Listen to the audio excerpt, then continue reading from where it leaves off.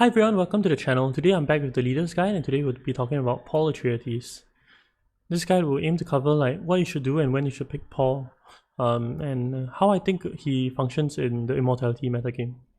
So Paul has a passive ability called Prescience. You can look at the top card of your deck at any point of time. So the other ability you have is for your Signet Ring. You can use it to draw a card.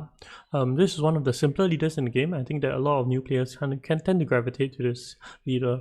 However, I don't think that this leader is easy to master. I think that even when mastering, you still do need a lot of things to align in your favor in order for you to win the game. So, overview to this video, we'll be covering when to pick Paul. The second thing we'll do is we'll talk about the magic number 5, and the last thing we'll do is to mention your rotations. So if the topics don't stand out to you, just watch the video and they'll make sense in a while. So when to pick Paul? So in the Rise of X stats, right, so based on the GPI win rate, the Paul's win rate is at around 5%. So I think he has won like one game out of the 19 games that he has played. So he was like 5-6%. So it's not very good. Paul overall as a leader in Rise of X is not very good.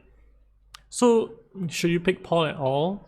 So what has changed from Rise of X to Immortality? I think that's one of the questions you have to ask yourself. So there are a lot of changes between Rise of X and Immortality, and I think the metagame has changed quite a fair bit. Some leaders have gotten better and worse, and I think Paul is one of the leaders that has gotten better. How much better is yet to be decided, as we don't really have a lot of data with regards to Paul. And I think so who plays Paul has the higher influence on the win rate rather than just the leader overall. So one of the big changes that has happened is that this family atomics has been introduced. So what is family atomics? Family atomics is a token that's given to each player, and each player at any point of time during their turn, they can activate the family atomics to cycle out all 5 cards in the Imperium row to draw 5 new cards. So this is change introduced by Direwolf, mainly to address the issue of stagnant Imperium rows. So a lot of times the Imperium row gets stagnant, and then you can use the family atomics to remove all the 5 cards to draw 5 new cards and buy something that you have the persuasion for. So I think this is one of the fun factor changes in the game. So previously it's not very fun for players to have high precision and have nothing to buy. So this introduces a way to see more cards, to see the new cards, and also to have it be fun. When you get high precision, you can buy good cards or fun cards. I think to the competitive scene, initially there was some pushback with regards to family atomics. I think a lot of people didn't like it, me included, but I have come to just accept it. I mean, it's a change in the game. You just have to kind of grow with it and not fight against it too much. So what does this do to the game? So who does this affect? I think this affects most leaders in the game, but it significantly impacts Helena and Paul. Why so? And in what capacity does it affect them? I think this is very bad for Helena and very good for Paul. So let's talk about Helena first. So Helena, right, because of the atomics, right, they are unable to set up for a turn to buy. So if you don't draw your Signet Ring round 1, right, for your round 2 is something that you cannot really plan for. Like previously for Helena, if there's an expensive cost card, so a 7 or 8 cost card in the row, she can set up for it like later on in the game because she knows that the card is there. She knows that in the round that she has a Signet Ring, she can kind of plan for it, be it High Council, Research Station, Selective Breeding. Like there's a lot of ways where she can get out enough persuasion to buy the card, and she can plan for it, right? But because the atomics is there, like there's no guarantee that the card is going to remain there, and as such, yeah, planning for it for something that may or may not be there is very hard. So if you don't draw your Signet Ring round 1, it's very, very painful because you can't even really set up for that turn 2 buy. So other ways this will affect you, like if you pick Helena and the Imperium row is very good, it's very often that the one player in front of you just uses their family atomics very offensively. So they use it offensively, they nuke off the row, and then you are left with a row that might not be as good as what you pick Helena for. So the card might still be decent, but is it as good, or is this as good as what Helena should get as compensation? Most of the time it's not. Sure, you can use your own nuke to kind of find another card, but we are, as compared to what it was previously, of like guaranteeing yourself being able to pick off that card, I don't think is as good. So another reason that it's bad is that there's a line of which Helena can play. I think that I played this line in the top tournament as well. You play Wealth, then you play Dagger, then you play your Signet Ring in order for you to pick off an expensive card. So this cycles out two 0 influence cards in your deck and lets you draw one more card. Yeah, and because of this, you generate persuasion by playing Wealth Dagger, and you are unable to do that anymore because by the time you play your ring, right, a lot of times players will have revealed already and they would be inclined to atomics the roll themselves. So yeah, so you can't take that line anymore. There's less options for Helena.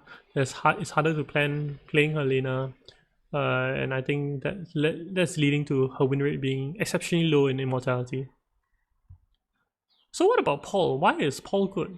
Well, Paul is able to hit the magic number 5, and everyone is able to hit this magic number. But why is Paul exceptionally good at it? I'll cover that in a moment at the section number 5. So when should you pick Paul? You should pick Paul whenever you feel lucky.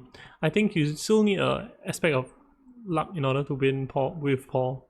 You do need to draw, or you do need to buy some good cards into your deck, and you do hope to draw your Signet Ring round 1. Not drawing your Signet Ring round 1 can feel quite terrible as well. However, it isn't the end of the game. So yeah, you do need some element of luck, and yeah, let's talk about the magic number 5. So why is the magic number 5? The magic number 5 is because of the atomics and these 2 Talikshu Master cards in the deck.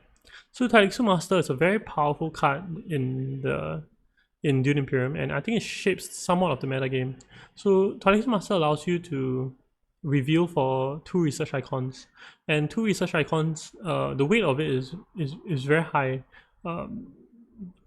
I'm not too sure exactly what weight to put on it, but revealing Talikshu Master feels very good. It allows you to speed through the research track way faster than anyone else can. This allows you to pick up very valuable Talikshu roll cards, and also allows you to put it on top of your deck, and also grants you a lot of benefits along the way. Most of the time when you pick Talikshu Master, you're guaranteed to the 2 spies from the first Talikshu point as well. So overall, hitting the number 5 is very good. So why can you hit the number 5 easily? You can hit the number 5 easily because Paul has the ability to draw a card, and Paul has the ability to see the top card of his deck. As such, he's very able to manipulate his first hand to get to 5 persuasion. So you can either play your Signet Ring to Tech Negotiator or to Arakin and you draw 2 cards, or just if you like, you can hit a natural 5 with a ring to Smuggling or Kartek. I mean, that's great as well. So there are a lot of ways that Paul can get to 5 or plan for a 5 persuasion by round 1. I think that is working in his favor in this meta game. My own win rate with Talikshu Master, I think it's currently 4 out of 4. Every time I bought Talikshu Master within rounds 1 and 2, into a good rotation, I have won. Anything after rounds 2, I don't really care. I'm not too excited about Talikshu Master. But rounds 1 and 2, I think Talikshu Master is great. However, I don't really lose to Talikshu Master as well. I have played against it maybe 7 times, like round 1 Talikshu Master, sometimes instant reveal, sometimes not, and I have not lost to it. So I guess these numbers you should always just take with a grain of salt. I think it comes down to knowing how to play it and how to play against it. Yeah, so it's not as though you buy this card and you definitely win the game. It has worked for me, but maybe it works for other cards as well. Yeah. So Paul has a very easy path to getting Talikshu Master. But in case of Talikshu Master is not around, there are a lot of other like cards that cost 5 or less that can very easily shape your game and shape it into something that is very easily playable. Things like Replacement Eyes, Throne Room Politics, or Talikshu Surgeon are some of the new cards that I really like at the 5 cost or less that can really influence your game. I think picking any of these cards up as well is decent. And if you miss all of that, there are still other cards that are from the base game that are very, very good. Cards like In the Shadows, Web of Power, even Liat Kind Society. So all these cards are good, and that they cost 5 or less. You nuke the row, and with enough precision you can buy. So do look out for these cards when playing Paul. Once again, the significance of Paul is that when you play your signet ring, you force a shuffle on round 1. And what does that mean? That means that, or how does that happen? That happens because when you play your signet ring, you draw a card, and your deck has 4 cards remaining. When you draw 5 cards for your second hand of the game, right, for the second round, there are not enough cards in the deck, so you have to shuffle your discard pile, and that shuffle is what I call rotation. So in the second rotation, whatever you bought on round 1 will be in that deck, and you can possibly draw it round 2. So let's talk about managing your rotations. So similarly to when I talked about it in the Helena video, you start with 10 cards in deck. One of them is your signet ring. Okay, and when you draw your first hand, let's say you draw your signet ring, right? And you play your signet ring, you draw a card. Okay, and after you draw your card, you buy a card. Let's say I buy Talisman Master. You throw everything into your discard pile, and then your Sick Allies go into your trash. You have 4 cards in your deck. You draw 4 cards, and then because you need to draw one more, you shuffle your discard pile into your deck, and then you draw one more card. In this case, it can be a Talisman Master. It can not be a Talisman Master as well, right? So then after you buy a card, then you draw your next hand. So let's say if I draw my next hand, I can always play my signet ring again, and there's a possibility that I can draw Talisman Master again. In this particular example, I drew Talisman Master round 2, round 3. You can just imagine the resources that you get from it. You get 4 research icons already, and a bunch of cubes as well. So by managing your discard pile and your reshuffle, or the timing of your reshuffle, you can control how often you see your S tier cards. Depending on where the S tier card is, you want to draw at specific timings and not draw at specific timings as well, because this influences how often you see your good cards. And I think it's one skill that I don't think a lot of players track, right? A lot of times people track resources, they track timings, they track spaces on the board, but tracking your deck, right, is a skill that I think is often overlooked, and I don't think that many playstyles would force you to learn it. So if you want to learn Paul, this is something that you have, or even any persuasion based character, right, you do have to learn the skill. Okay, so how I propose you should do it is that you should ask yourself 2 questions. Where's the S tier card, and when do you reshuffle? If you constantly think about these questions, I think managing your deck and managing your rotation will become a lot easier. So let me show you an example of this in action. So I'll be running through a few examples on how to play Paul. So let's say if I'm playing Paul and I want to get up to 5 precision to buy a Talisman Master. So I draw my hand of 5. And based on my hand of 5, so I know that I have 4 precision in hand, and the top card of my deck is experimentation. So if I play my signet ring, I'll get up to 4 precision. So the magic number is 5. I want to hit the 5. How do I do it? I go to deck negotiators first, right? Draw a card. Just pick what's the top, diplomacy, and I have 1, 2, 3, 4, 5 persuasion, right? I can play my Sick Allies to wherever's available, maybe put a troop into combat, and with 5 persuasion I can buy Talisman Master. Let's say if it's in the row. If it's not in the row, you can always choose to buy something else when you reveal. Okay, let's say you get a cube, go for the next round, and on your next round you have a chance to draw your Talisman Master. Let me just trash the Sick Allies. So I mean, yeah, there's 6 cards in your deck. There's 6 cards in your discard, 4 cards in your deck. You draw 5. Draw my signet ring. You can look at the top card. It's an experimentation again. So sure, let's say if I cannot draw Talisman Master, right? But I can also get up to 3 cubes this round by playing a signet ring, drawing my experimentation. So you can buy Stitch Horror. So that's something you can do as well. But in this example, let's not talk about that. I mean, we can as well.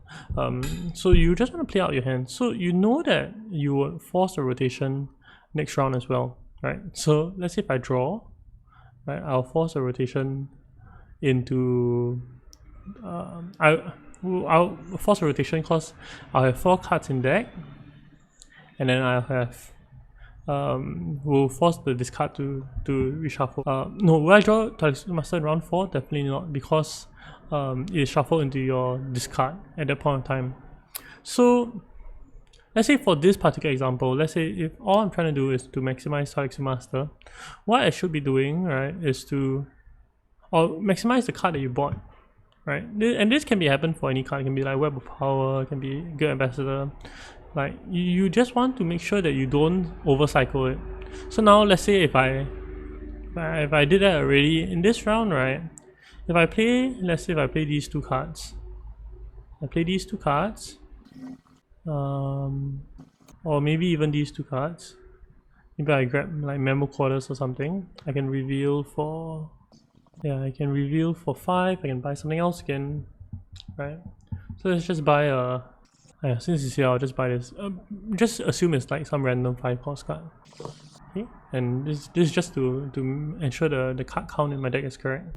So the question I ask myself is, where's my S tier card is in my deck, and when will I force a shuffle? So if I play this, I will force a shuffle next round.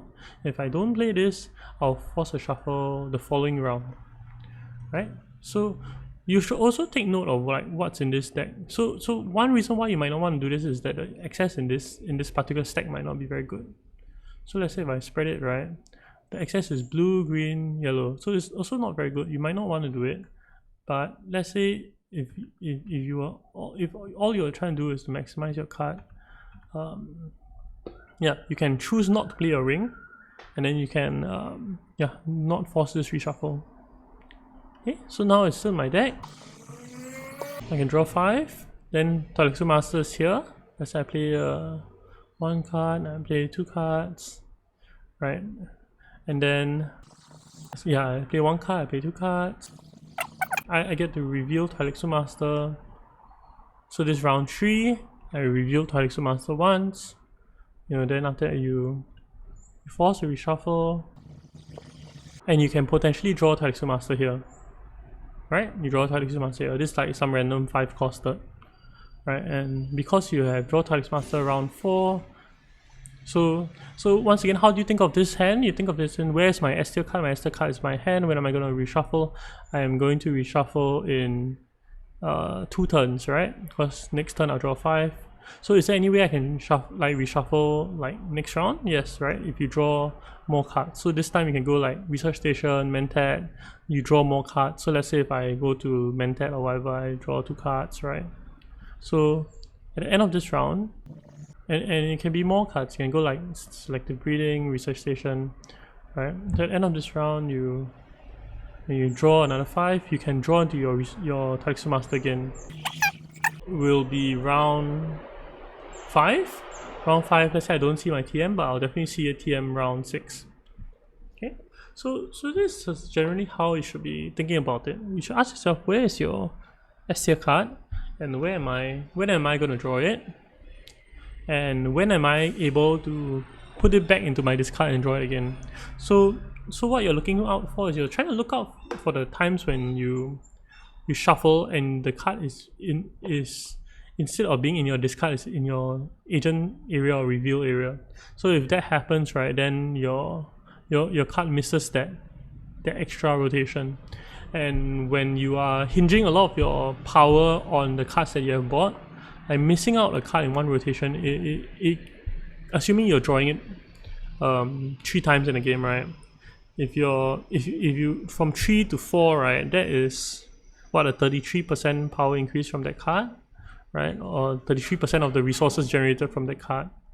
Or let's say if you're going from, it might be just like you might just draw it like twice in the whole game compared to drawing it 4 times or 5 times. You know, it can be very, very significant. There are other factors involved in this. So other factors are like whether trashing or drawing or resources, or like the other case of like, let's say if you draw it already and you're not going to shuffle, you want to overdraw, and like sometimes you want to hit position numbers. So all these factors kind of come into play. But let's say if we're talking about just managing your S tier card, the 2 questions you ask yourself once again is, where's the S tier card? Let's say it's in my deck now, and when am I going to reshuffle? So this is very important early on in the game. So especially rounds 1 to 4. I think rounds 1 to 4 is the time when you really want to manage your deck, right? You want to you want to be able to hit your cards as early as possible. So I have a Paul game where I bought Web of Power round 1 and I managed to see it round 2. So I shall be posting the game up as well. I do watch it. Yeah, it's an insane game. Yep, so that's how you manage your deck. So back to the strategy guide. So Paul Atreides, is it trash or is it treasure? We don't have the data to back it up. Based on, we only have Rise of X data, and Rise of X data, he's not very good. I think a lot of players pick him because he's comfortable, and a lot of new players gravitate to him. But is he extremely powerful? I highly doubt it. But I think he does get better in Immortality, as I think my own personal win rate of Immortality for Paul is a lot higher than it was in X.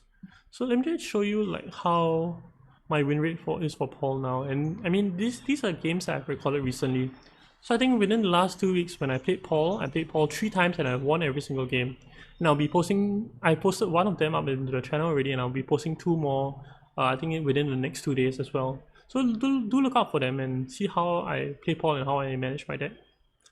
And hope you enjoyed this leaders guide. I think Paul is one of the more, I think Paul's a favorite leader in the community. People like playing Paul, but I think the win rate hasn't always been good, hasn't always been kind to him. So I think you can manage with Paul, and I'm doing quite well with him. So play Paul, hope this guide helps you, and I'll see you around. Bye!